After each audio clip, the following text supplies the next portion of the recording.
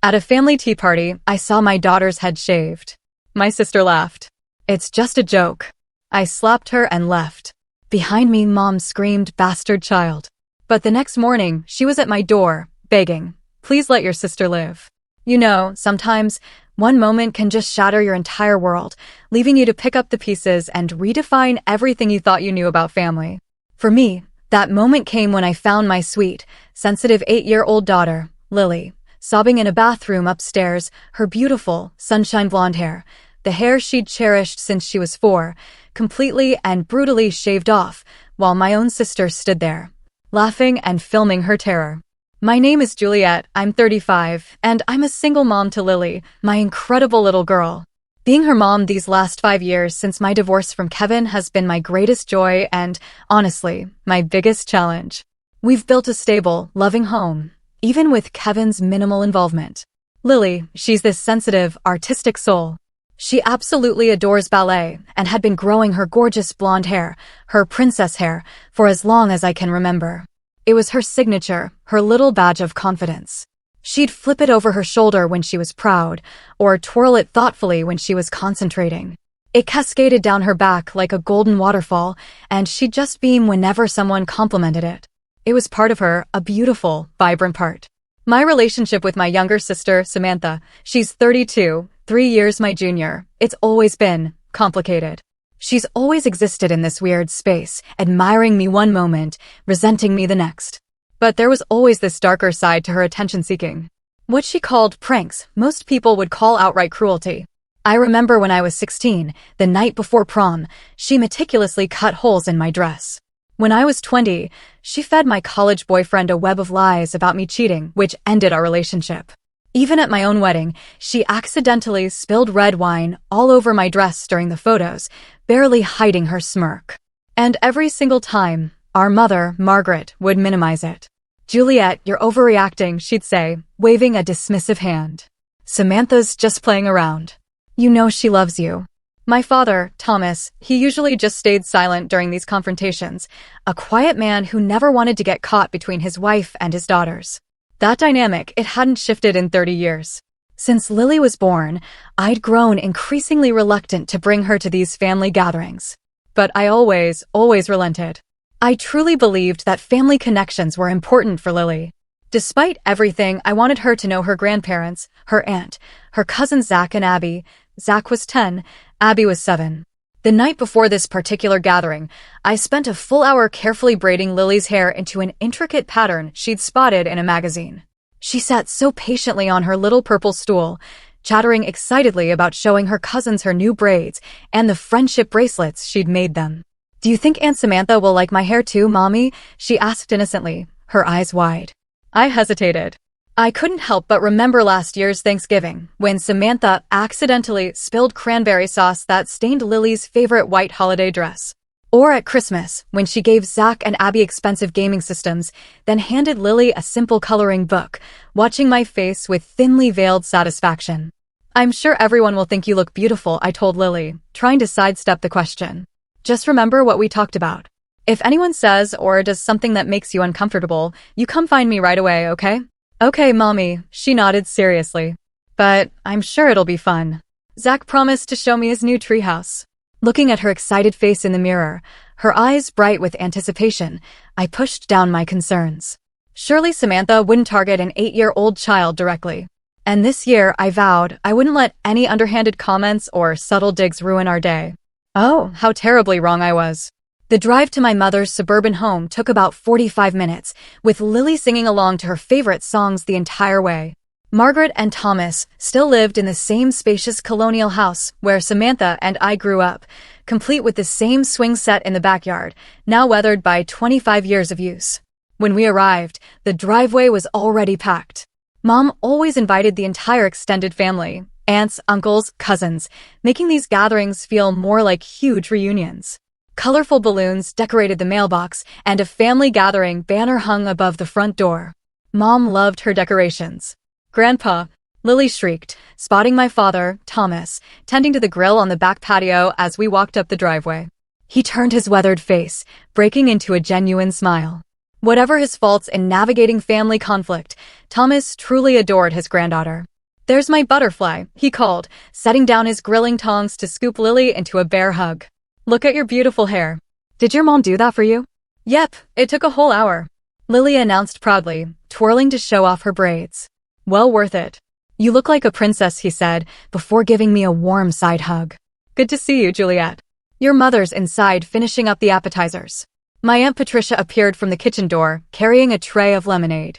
At 60, Patricia was my mother's sister and often the quiet voice of reason at these gatherings. She gave me a knowing look, one that said she understood my apprehension about these events. "Juliet, you look wonderful," she said, setting down the tray to embrace me. "And Lily, those braids are magnificent. You must teach me how to do that, Juliet." "Aunt Patricia, I made you something," Lily said, digging in her little backpack to produce a colorful beaded bracelet. "Oh my goodness, it's beautiful." "I'll wear it right now," Patricia said, slipping it onto her wrist with genuine appreciation. The backyard was bustling with familiar faces. Cousins I only saw at these gatherings were catching up in clusters around the yard. Children of various ages played tag around the old oak tree. Lily quickly spotted her cousins, Zach and Abby, playing with water guns near the flower beds. "Can I go play with them, Mom?" she asked, bouncing on her toes. "Sure, honey. Just be careful of your nice clothes," I called as she raced off. Patricia linked her arm through mine. "Come on, let's get you a drink. You look like you could use one." Inside, my mother was arranging cheese and crackers on her best-serving platter. At 65, Margaret still dyed her hair the same blonde shade she'd worn for 30 years. She looked up as we entered, her smile not quite reaching her eyes. "Juliet, there you are. I was beginning to think you weren't coming." Her tone carried the slightest edge, though most people wouldn't notice it. "We said noon, Mom." "It's 12:15, I replied, leaning in to kiss her cheek. "Well, it's nice you could make it." Samantha texted that they're running a bit late. Derek had some work call he couldn't miss. She straightened her floral apron. "Is Lily with you?" "She's outside with Zach and Abby." "Those kids grow so fast," she sighed. "Zach is already in advanced math, did Samantha tell you?" "And Abby just won a regional gymnastics competition." I nodded, used to hearing about my niece and nephew's accomplishments. Margaret never failed to mention them, just as she never asked about Lily's achievements in ballet or her perfect reading scores. It was a familiar, painful dynamic. The next hour passed pleasantly enough. I chatted with relatives I rarely saw, enjoying the normalcy of family gossip and updates. Around 1:30, the front door burst open and Samantha's voice rang through the house. "Hello, everyone. The party can start now." My sister entered, as she always did, as if a spotlight should be following her. Samantha had the same blonde hair as me, though hers was highlighted and styled in an expensive cut. She wore designer jeans and a blouse that probably cost more than my entire outfit. Her husband, Derek, followed behind, carrying a cake box and looking slightly harried. "Juliet," Samantha nodded coolly as she spotted me, air kissing near my cheek. "Love the dress. Is it new?" The question was innocent, but I knew the implication. "Is it from a discount store?" "Good to see you, Samantha," I replied, ignoring the jab. "Hi, Derek." Derek, a quiet accountant who seemed perpetually surprised to find himself married to someone as domineering as Samantha, gave me an awkward smile. "Juliet, good to see you. Where can I put this cake?" "Oh, give it here." My mother interrupted, taking the box from him with reverence. "Samantha got it from that French bakery downtown. It cost a fortune, but she insisted." "Isn't that thoughtful?" I forced a smile as Mom led Samantha away, already deep in conversation about Samantha's recent landscaping project. Derek excused himself to get a beer, leaving me with Aunt Patricia. Same old," Patricia muttered under her breath, making me smile genuinely for the first time since arriving. Just then, the children burst through the back door, Lily in the lead. Her face was flushed with excitement. "Mom, Zach says they have a new game to play upstairs. Can I go?" Before I could answer, Samantha appeared behind her, placing her hands on Zach's shoulders possessively. "Oh yes, Zach has been dying to show everyone his new video game system. All the kids are going up to play." Her eyes fell to Lily's hair, and something flickered across her face, a dark, almost hungry look. My, what elaborate braids. Someone's trying very hard to be the center of attention. "Lily helped design them," I said evenly. "She's been looking forward to showing everyone." "I'm sure she has," Samantha replied with a tight, dismissive smile. Well, go on up, kids. Abby can show you the way. Lily, is it okay, Mom? Lily asked again, her eyes on me, searching. Part of me screamed no, wanted to keep her by my side, to pull her close and protect her. But with other relatives watching, I didn't want to seem paranoid or overprotective, and I truly did want Lily to bond with her cousins. Sure, honey, have fun, I said, forcing a cheerful tone. I watched her skip away with the other children, Samantha's gaze following her with an expression I couldn't quite read, but it sent a shiver down my spine. For the next half hour, I relaxed slightly, joining in conversations about politics, recent movies, and family news. Thomas was telling a story about his fishing trip when I noticed Samantha slipping away from the group and heading toward the stairs. A small knot of unease formed in my stomach, but I told myself she was probably just checking on the children. I should have listened to my instincts. As the afternoon progressed, I realized something felt off. The house was unusually quiet for having 8 children upstairs. Normally, you'd hear the pounding of feet, laughter, or occasional arguments, but there was almost nothing beyond the muffled sound of a video game. I was helping Aunt Patricia arrange dessert plates when she mentioned something that made my stomach tighten. Did Samantha show you what she bought yesterday? Electric hair clippers, of all things. Said she was going to give Derek a haircut at home to save money. Patricia shook her head. Strange, considering she spent $200 on that cake. Never known Samantha to be frugal. My hands stilled on the plates, a cold dread washing over me.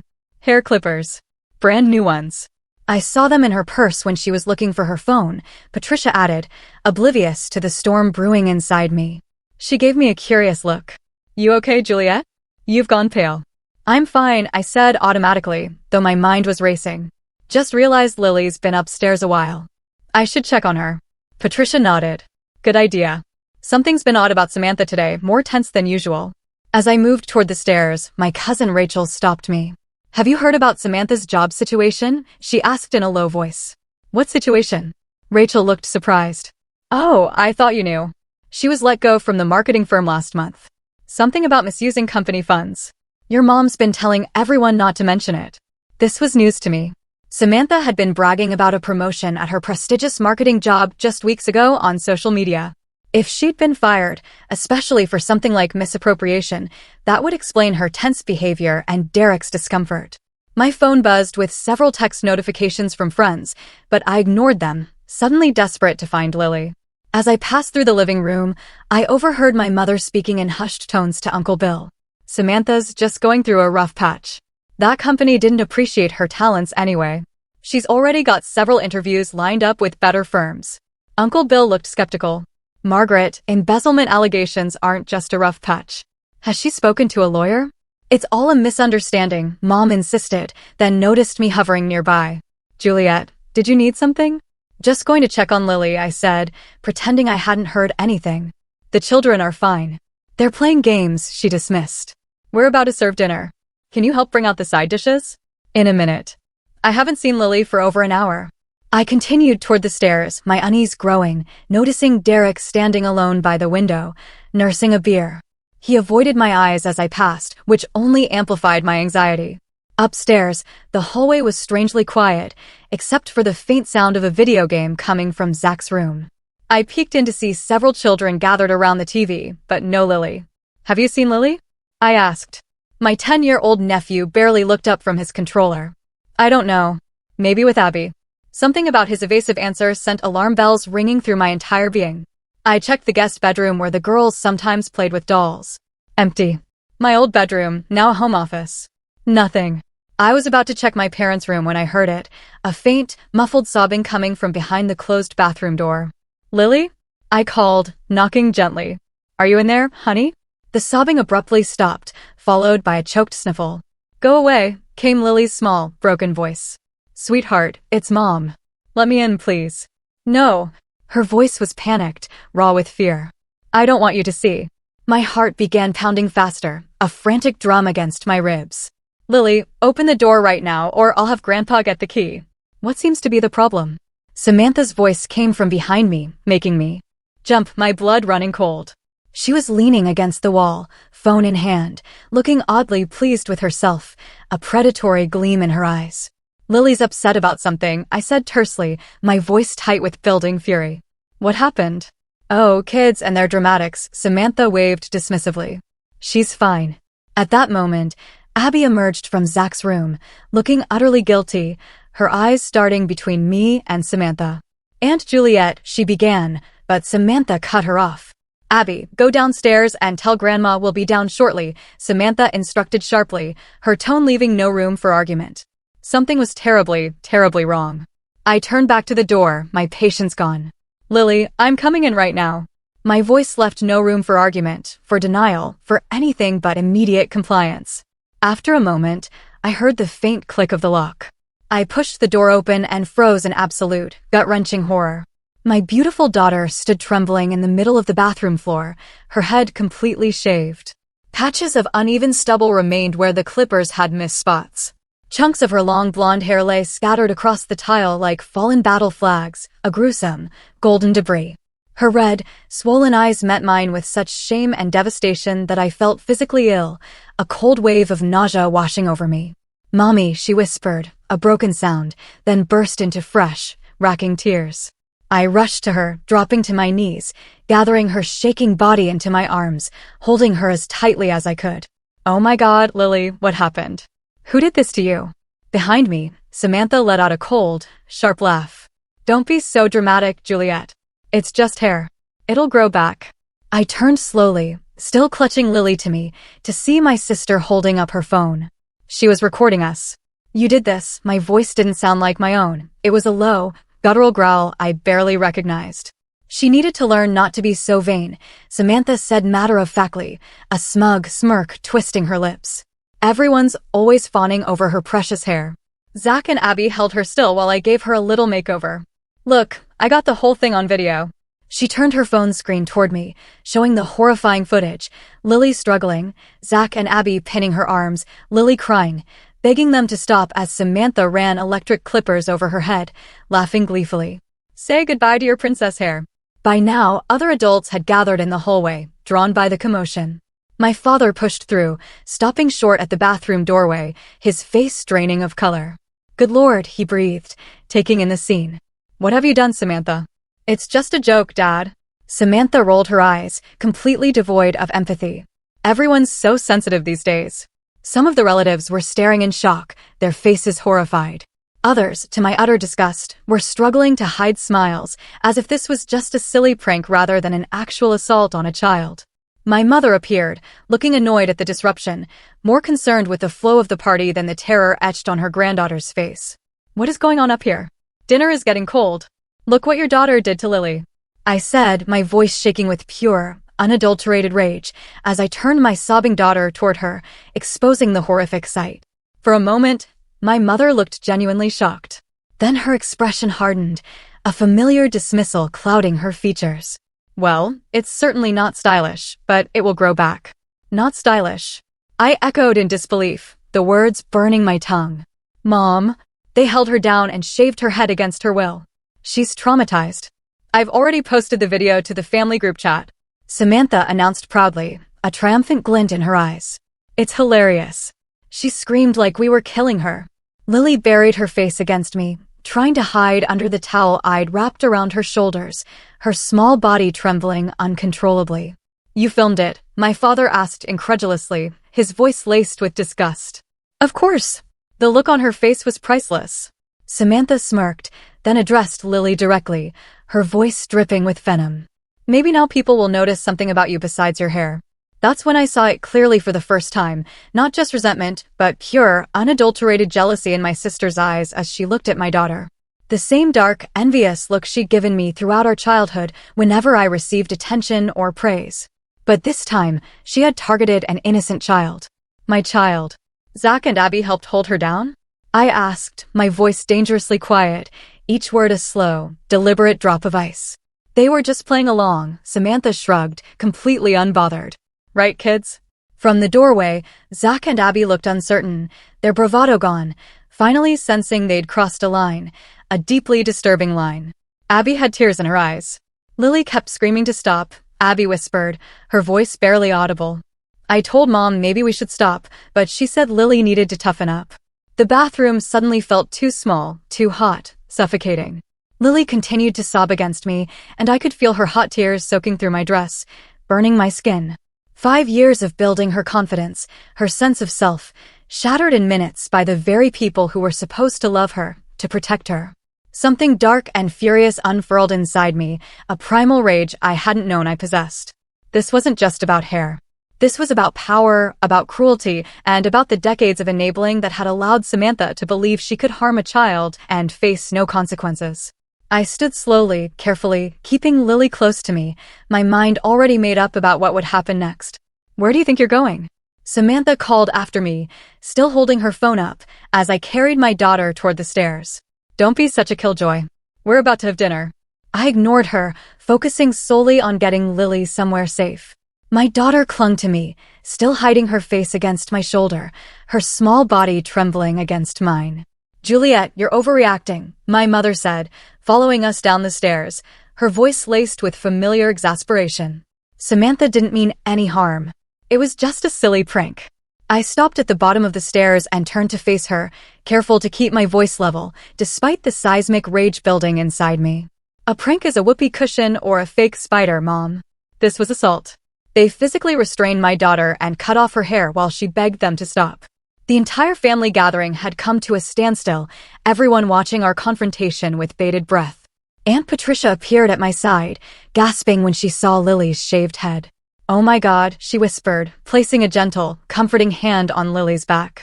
"You poor sweet child." Samantha sauntered down the stairs, still recording with her phone, completely oblivious to the horror she'd inflicted. The video already has 20 likes in the family chat. Everyone thinks it's hilarious. Something snapped inside me. Every last thread of my restraint. I gently handed Lily to Patricia and advanced on my sister, my eyes locked on hers.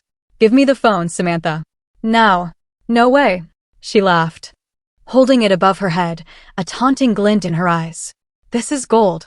Maybe it'll go viral. Spoiled princess gets reality check." I lunged for the phone, but Samantha danced backward, laughing louder. "What's wrong, Juliet? Can't take a joke? Your precious little princess will survive. Unlike some of us who had to grow up in your shadow, never being good enough. This has nothing to do with our childhood issues." I hissed, my voice raw with fury. "This is about you assaulting my daughter." "Assault?" Samantha scoffed, rolling her eyes. "Don't be melodramatic. It's a haircut that she didn't want or consent to. You held her down while she screamed and begged you to stop." Samantha's eyes narrowed, a cruel smirk playing on her lips. "Maybe you should teach her to be less attached to her appearance. The way everyone fawns over her hair is ridiculous.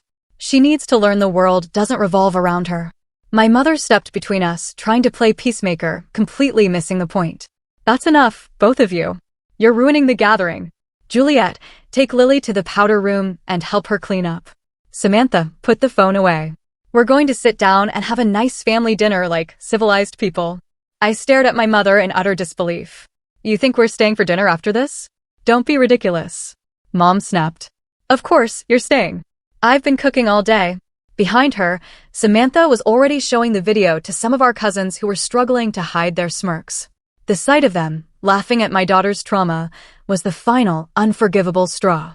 "Take her outside," I told Aunt Patricia, my voice firm, nodding toward Lily. "I'll get our things." As Patricia guided my still-sobbing daughter toward the front door, I turned back to Samantha. She was still gloating, showing the video to Uncle Bill, who was shaking his head in disapproval. "See how she screams here? Total drama queen," Samantha was saying.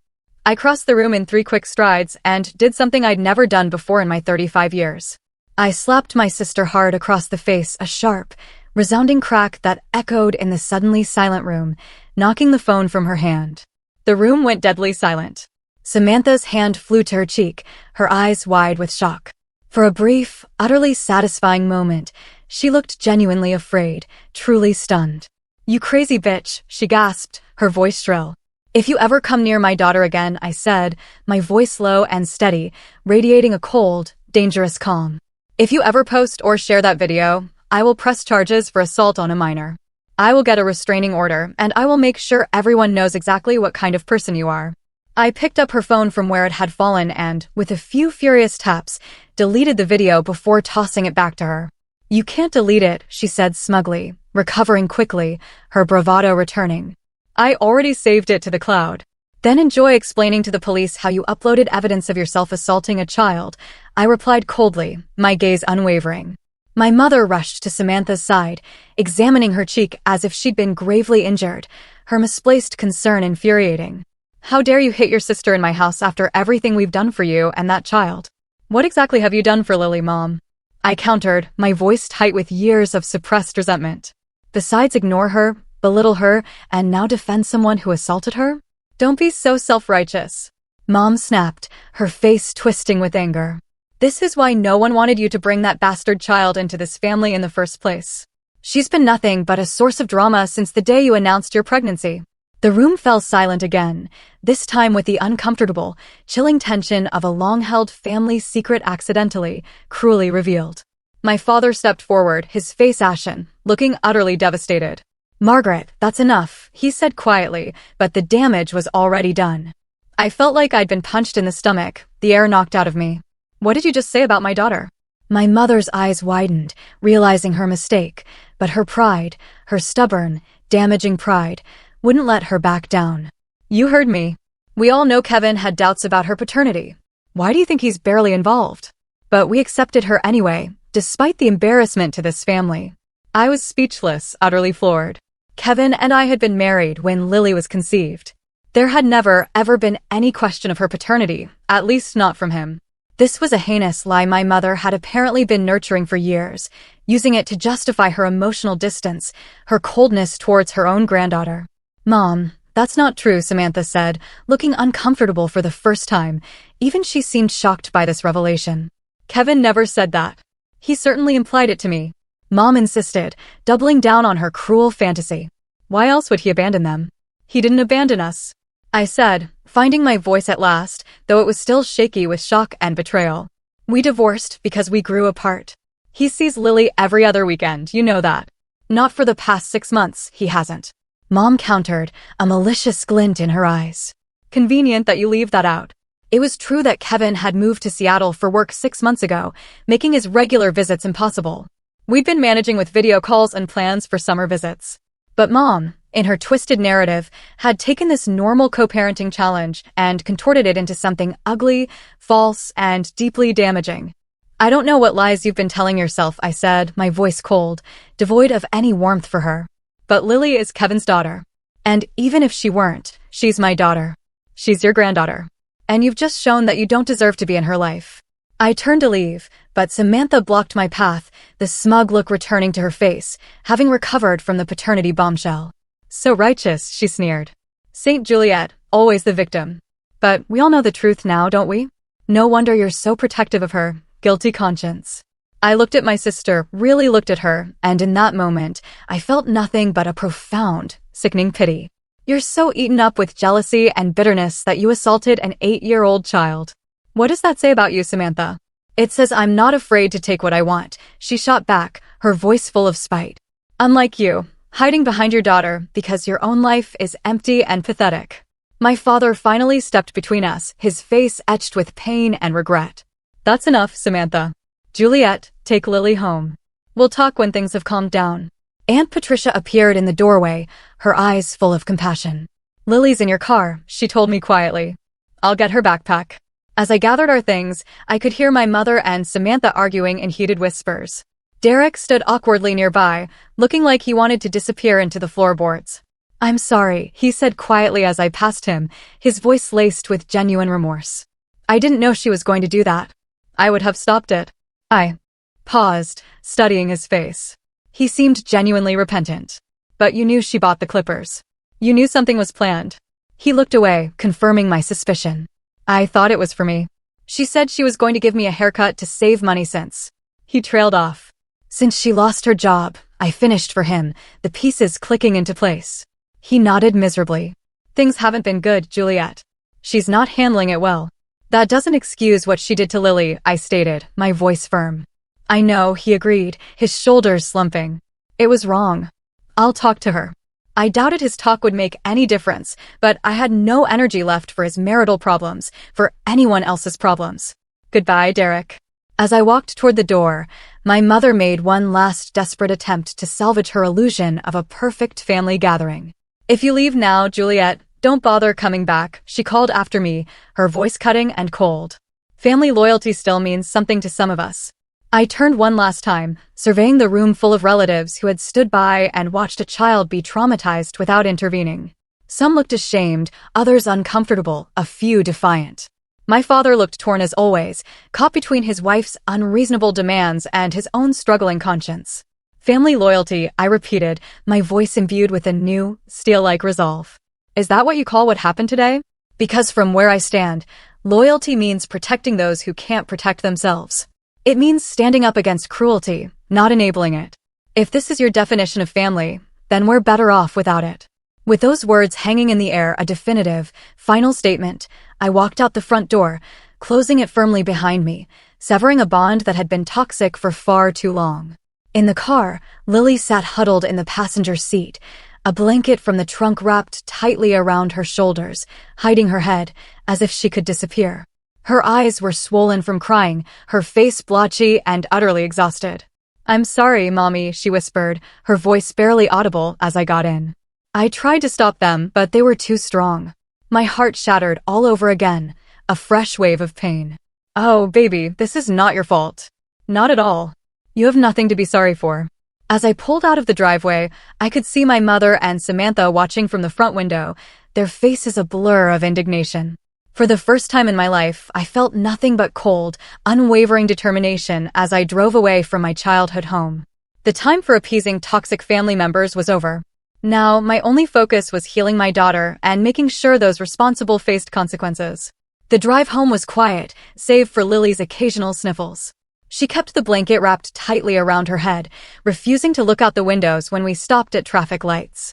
"What if someone sees me?" she whispered when I suggested she might be more comfortable without it. "There's nothing wrong with how you look," I told her, though my heart ached knowing how deeply she must feel the shame. "But you can keep it if it makes you feel better right now." By the time we pulled into our driveway, the sun was setting, casting long, peaceful shadows. Our modest two-bedroom house, with its small front garden and wind chimes hanging from the porch, had never looked more like a sanctuary. Home. Safety. "I don't ever want to go back there," Lily said, her voice small but firm, as I unlocked the front door. "You won't have to," I promised, my voice resolute. "Not ever again if you don't want to." Once inside, Lily headed straight to the bathroom. I followed, a knot of worry tightening in my stomach, concerned about what she might do or feel seeing her reflection again. She stood before the mirror, slowly lowering the blanket to reveal her nearly bald head, running her small fingers over the uneven stubble where her beautiful hair had been. "I look like an alien," she whispered, fresh tears welling in her eyes, tears of utter devastation. I knelt beside her, wrapping my arms around her. "You look like my strong, beautiful girl who went through something terrible today. And I'm so sorry I wasn't there to protect you."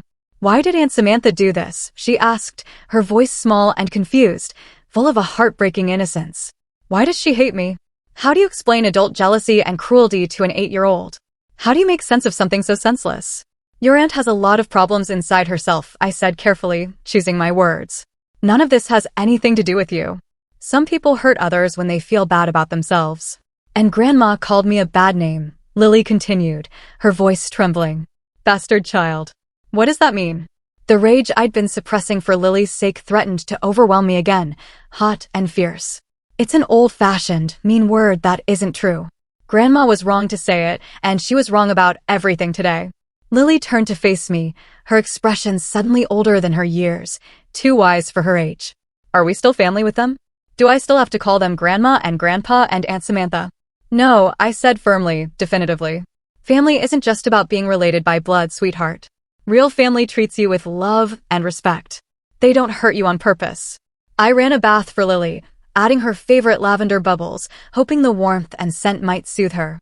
While she soaked, I made 3 critically important phone calls. The first was to my friend Megan, a sharp family lawyer.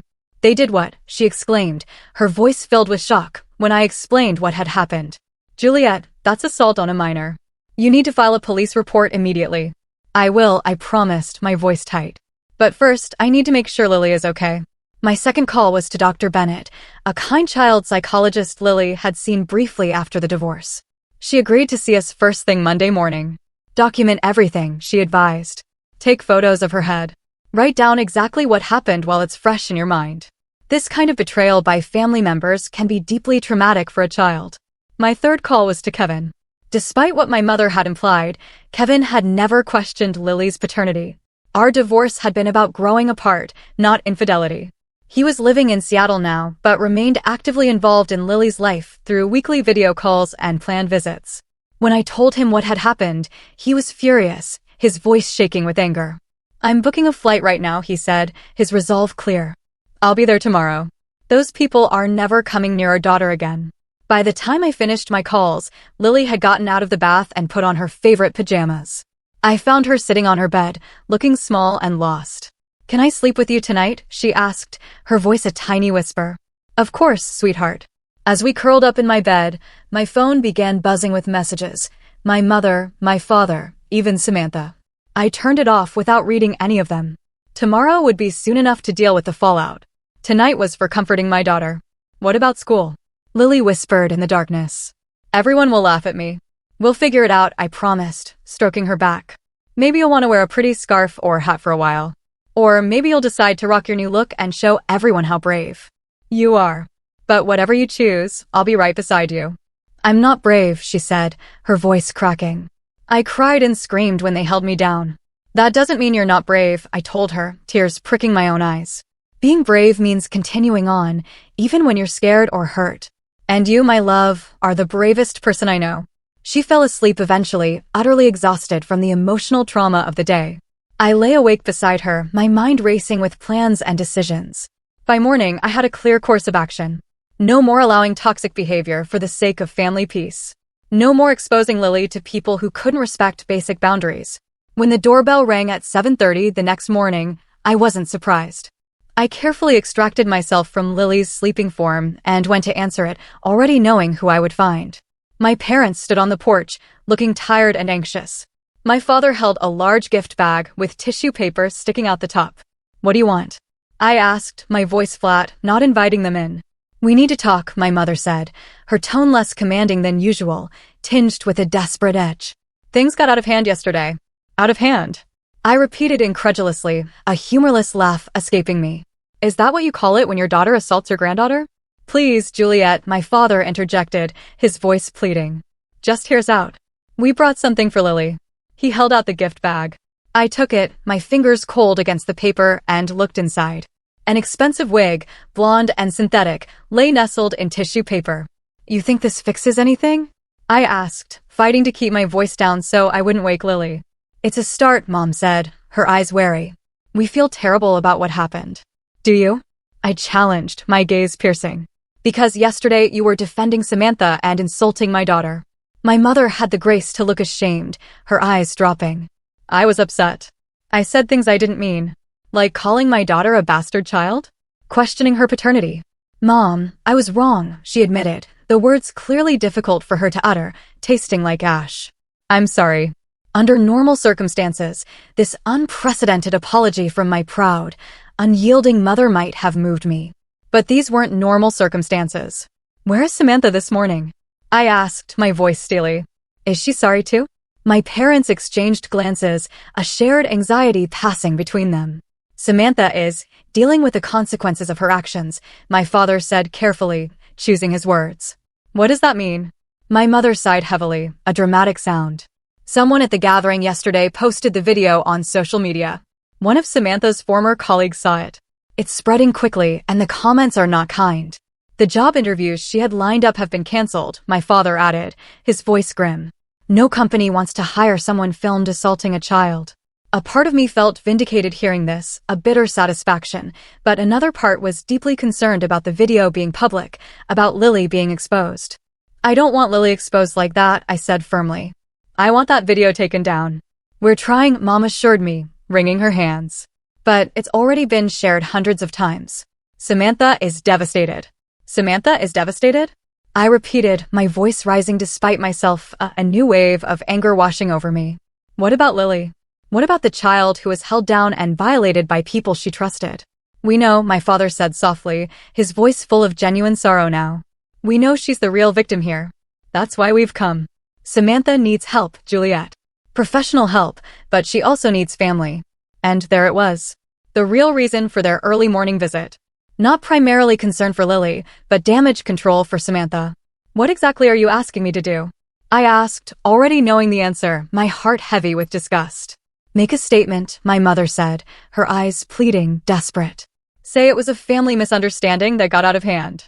Say you don't want this affecting Samantha's career. I stared at them, momentarily speechless. You want me to publicly forgive Samantha, to help her escape consequences for what she did to Lily? She's your sister, my mother pleaded, her voice cracking. Despite everything, she's family. She held down my child and shaved her head while filming her terror for entertainment, I said slowly, making sure each word was clear, precise. And you want me to help her? Please, Juliet, my father said, his shoulders slumping. Samantha made a terrible mistake, but this social media backlash could ruin her life. I looked at my parents properly then, at my mother's manipulative desperation, at my father's internal conflict between doing what was right and keeping the peace.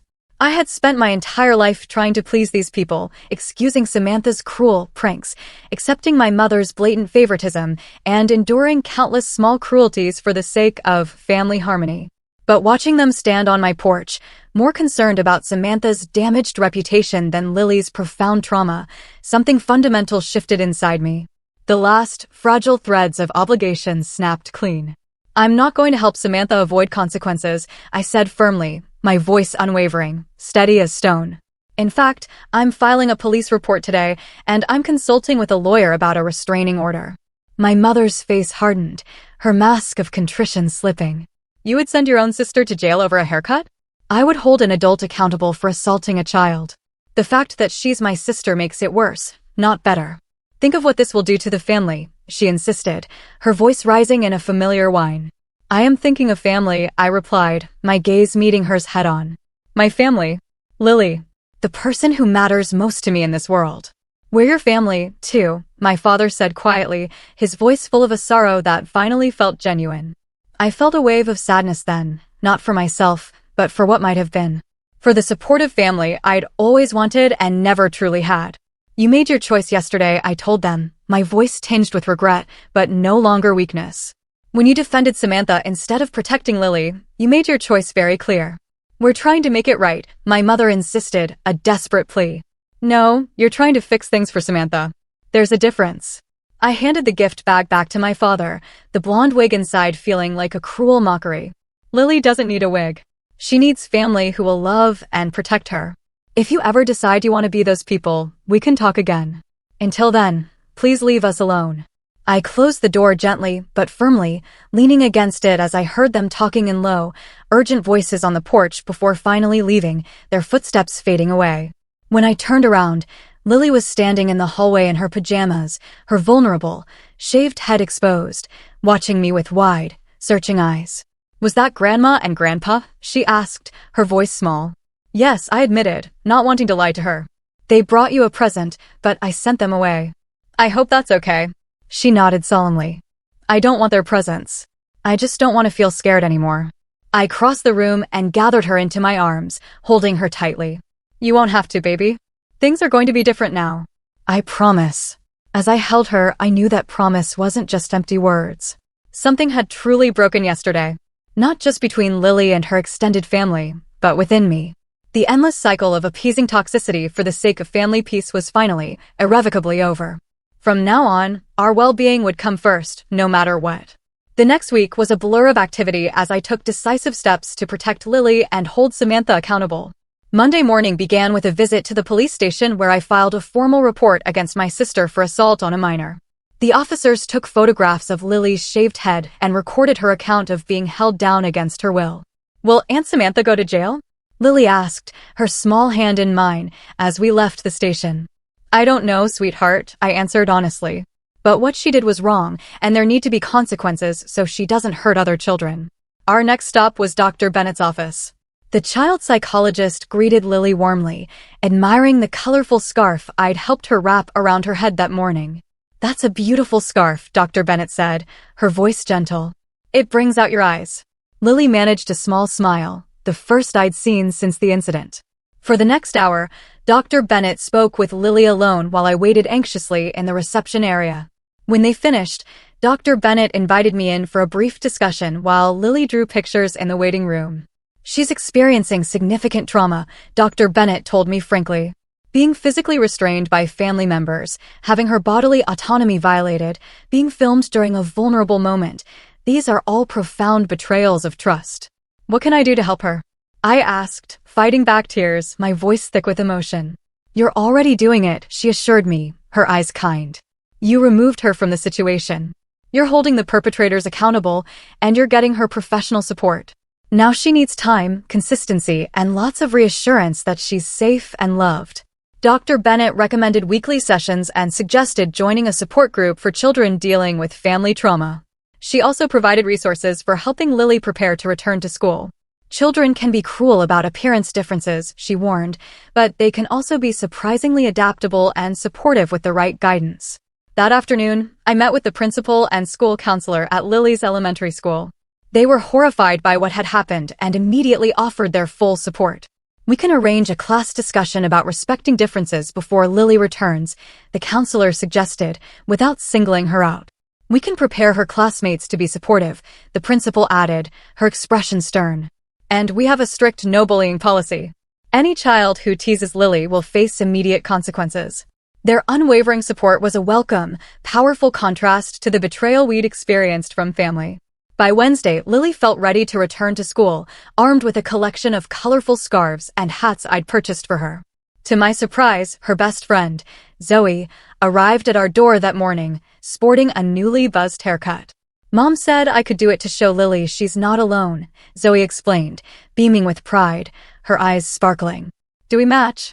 Lily's eyes filled with tears, but this time they were tears of gratitude, of pure, heartfelt connection. She removed her scarf, revealing her growing stubble. We match, she confirmed, her voice choked, reaching for her friend's hand, a beautiful, unexpected moment of solidarity. While Lily was at school, I met with Megan, my lawyer friend, to discuss legal options. The police report is a good start, she said. But I also recommend filing for a temporary restraining order against your sister. Given what happened, any judge would grant it without hesitation. What about my parents? I asked, the question heavy on my mind. They seem more concerned about protecting Samantha than supporting Lily. Megan considered this. Unless they've made specific threats, we don't have grounds for a restraining order against them. But you have every right to limit contact. You're Lily's mother. You decide who has access to her. By Thursday, news of the incident had spread further than I'd anticipated. My phone rang with a number I didn't recognize. Is this Juliet Williams? A woman's voice asked when I answered. Yes. Who's calling? My name is Rachel Gonzalez. I'm a reporter with the Daily Chronicle. We've received information about an incident involving your daughter and sister that's gone viral online. I'd like to get your side of the story. I froze. The last thing I wanted was media attention, making this horrific ordeal even more public, even more sensational. I have no comment, I said firmly. And I'd appreciate you respecting my daughter's privacy. She's a minor who's been through enough. I understand, the reporter said, sounding genuinely sympathetic. But you should know the video has over 50,000 views now. People are calling your sister the haircut aunt from hell. You need to decide if you want to control the narrative at all. After hanging up, I immediately checked social media. To my horror, the video had indeed gone viral, with hundreds of outraged comments condemning Samantha, a torrent of public fury. While the public support for Lily was touching, the thought of thousands of strangers watching her moment of trauma made me sick to my stomach. I called Megan again. Can we get the video taken down? We can try, she said. I'll send cease and desist letters to the platforms, but once something's online. I know, I sighed, the weary truth hitting me. It's never really gone. That evening, I received an unexpected call from Derek, Samantha's husband. I wanted you to know I've moved out, he said without preamble, his voice tight. What Samantha did was unforgivable. I can't be married to someone who would hurt a child like that. I was stunned into silence. I'm sorry, Derek. I know this must be difficult. Don't be sorry, he said firmly, his voice laced with regret. I should have stepped in sooner. I've known for a long time that Samantha's behavior wasn't normal, but I kept making excuses. Watching that video going viral was a wake-up call. I've been enabling her, just like your parents have. Before hanging up, he added, I've given a statement to the police supporting Lily's account. I want to do what's right. Friday brought another surprise visitor, Aunt Patricia, standing on my porch with a large basket of Lily's favorite cookies and art supplies. I should have done more that day, she said, her eyes filled with sorrow, as I invited her in. I should have stopped Samantha somehow. You were the only one who helped us leave, I reminded her, a genuine gratitude in my voice. That meant a lot. Patricia shook her head sadly. It wasn't enough. I've enabled your mother and Samantha for too long, keeping the peace instead of speaking the truth. She took my hand, her grip firm. But that ends now. I want you and Lily to know. You have family who stands with you, who knows right from wrong. Her steadfast support brought tears to my eyes. Thank you. That means more than you know. The weekend brought more developments. Kevin arrived from Seattle, staying at a nearby hotel but spending most of his time with us. Having Lily's father present provided another layer of security and normalcy that helped her begin to heal, his steadfast presence a balm. Together, Kevin and I took Lily to a salon specializing in children's hair. The stylist, a kind woman named Trina, examined Lily's uneven stubble with a gentle smile. We can even this out into a cute pixie style, she suggested, her voice warm and reassuring. And I have some wonderful healing oil for your scalp. Lily hesitated, her eyes wide with a lingering fear. Will I still look like a girl? The most beautiful, stylish girl, Trina assured her, showing Lily photos of female celebrities with short haircuts, helping her see that femininity wasn't tied to hair length. Plenty of girls choose short hair because it looks so chic. When the styling was complete, Lily looked at her reflection with cautious approval, a faint smile playing on her lips. It's actually kind of cool, she decided, turning her head to see all angles, her fingers tentatively touching her head. And it feels nice when you touch it. It shows off your beautiful eyes, Kevin told her, his voice full of love. And it'll be perfect for summer swimming. Sunday evening, as Kevin prepared to return to Seattle with promises to call daily and plans for Lily to visit during summer break, my phone rang again. It was my father. Juliet, he said, his voice sounding older and more tired than I'd ever heard it, tinged with a deep regret. I need to talk to you. Not about Samantha, about me. About the ways I failed you and Lily. The raw vulnerability in his voice caught me off guard, completely disarming me. Dad, I've spent my life avoiding conflict, telling myself I was keeping the peace when really I was just being a coward, he continued, his voice thick with emotion. I let your mother favor Samantha. I let Samantha bully you, and now I've let both of them hurt Lily. I sat down, unprepared for this level of self-awareness from my conflict-avoidant father. Your mother and I are in counseling, he continued, separately and together. I don't expect you to forgive me right away, or maybe ever, but I want you to know I'm finally facing the truth about our family dynamics. And I'm so sorry, Juliet, for everything. By the time Monday morning arrived again, exactly 1 week after the incident, the world felt fundamentally different, irrevocably altered. As I helped Lily prepare for school, adjusting her favorite beret over her new pixie cut, I realized we both stood taller, a quiet strength emanating from us. The path ahead wouldn't be easy. There would be court dates, therapy sessions, difficult conversations, and undoubtedly more family drama. But for the first time, I felt completely certain about where my boundaries lay and how far I would go to protect my daughter. The toxic family patterns of generations had been broken, painfully but definitively. And from that shattering break, something healthier, something genuinely loving, was already beginning to grow.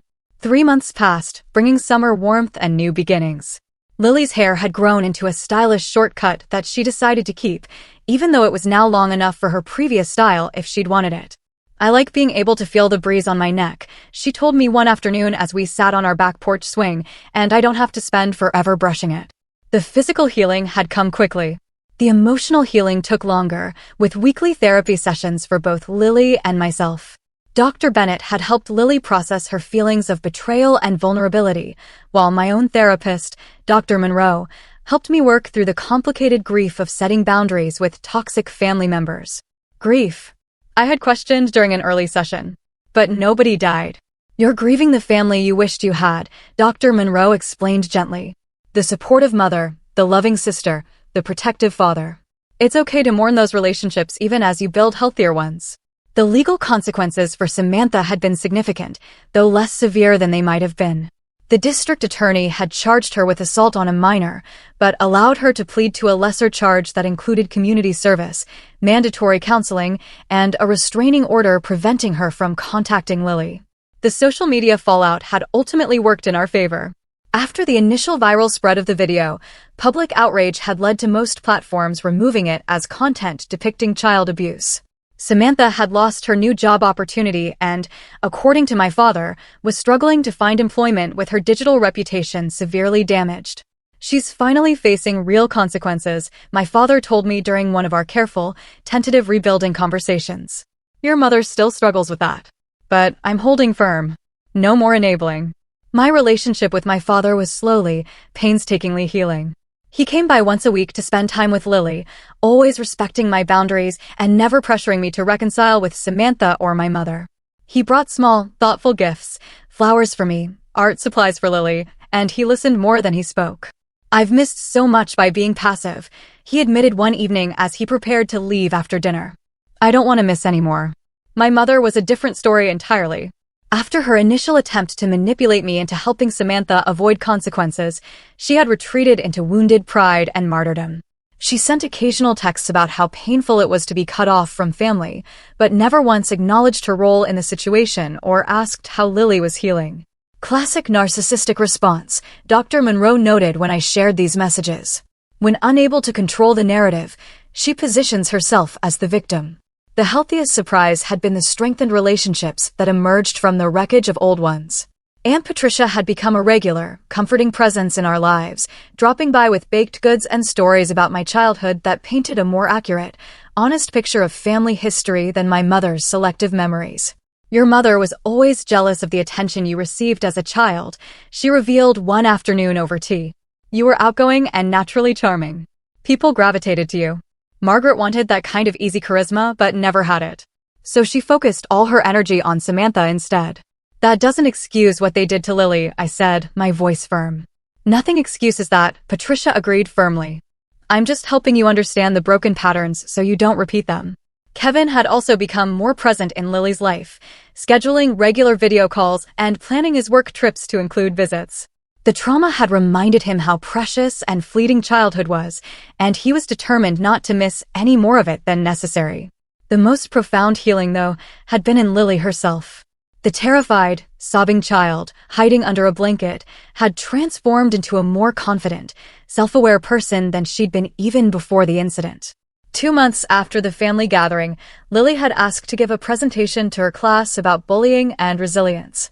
Her teacher, Miss Rivera, had enthusiastically supported the idea, helping Lily create a thoughtful, age-appropriate talk about standing up to mistreatment and the importance of bodily autonomy. Even if someone is family, Lily told her classmates, her voice clear and strong, they don't have the right to touch you or hurt you. And if someone does hurt you, telling is not tattling, it's protecting yourself. Watching her speak with such clarity and conviction had brought tears to my eyes. Out of such cruelty had come this unexpected gift, her early understanding of boundaries and self-worth, lessons many adults still struggled to learn. Instead of attending the traditional summer family reunion at my parents' house, we created new traditions. Lily and I, sometimes joined by Kevin or Aunt Patricia or my newly supportive cousins Rachel and Michael, took weekend trips to the lake, had backyard movie nights, and volunteered at the local animal shelter. Family is who treats you with love and respect became our unofficial motto, repeated whenever Lily asked difficult questions about Samantha or her grandmother. On a warm August evening, as Lily's 9th birthday approached, we sat together on the front porch making invitations for her party. She carefully wrote out names, her school friends, our neighbors, Aunt Patricia, her father, and several other supportive adults who had helped during the difficult months. Mom, she asked, setting down her marker. Do you think people can really change? I considered the question carefully. I think people can change if they truly want to and are willing to do the hard work. Why do you ask? I was wondering about Grandma and Aunt Samantha, she said. Do you think they'll ever change? The question pierced my heart. Despite everything, she still wondered about the family members who had hurt her so deeply. I don't know, sweetheart, I answered honestly. Your aunt is in therapy now, which is a good first step. But real change means acknowledging the harm you've caused, making amends, and behaving differently over time. Like Grandpa is trying to do, she observed thoughtfully.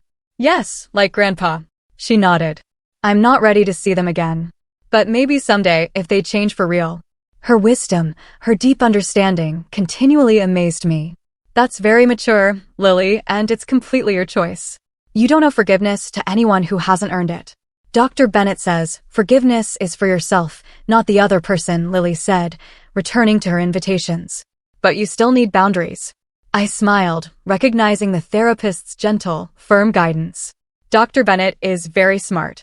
Later that night, after Lily was asleep, I sat alone on the porch with a cup of tea, reflecting on how much had changed in 3 short months. The pain wasn't gone. The betrayal still stung, a sharp, cold ache.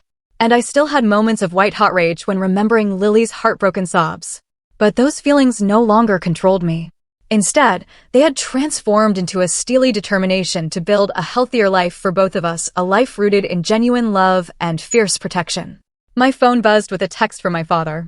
Margaret agreed to start individual therapy tomorrow. Real progress. Thinking of you both. It was a small step, but perhaps a meaningful one. I wasn't holding my breath for miraculous transformation, but I was cautiously hopeful that some healing might eventually be possible. The journey wasn't over.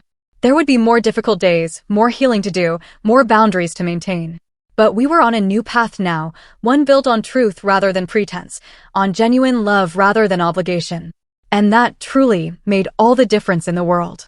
As the summer stars appeared above our little house, I made a silent promise to myself and to Lily. We would continue to choose truth over false harmony, authenticity over appearances, and love over loyalty to toxic patterns. We would remember that standing firm in your values isn't selfish. It's necessary.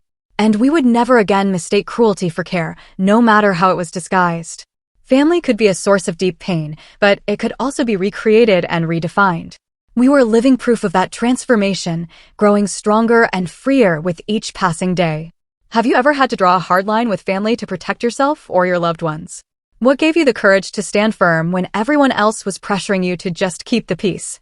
I really want to know what you think about this and what your experiences have been. Let me know in the comments below.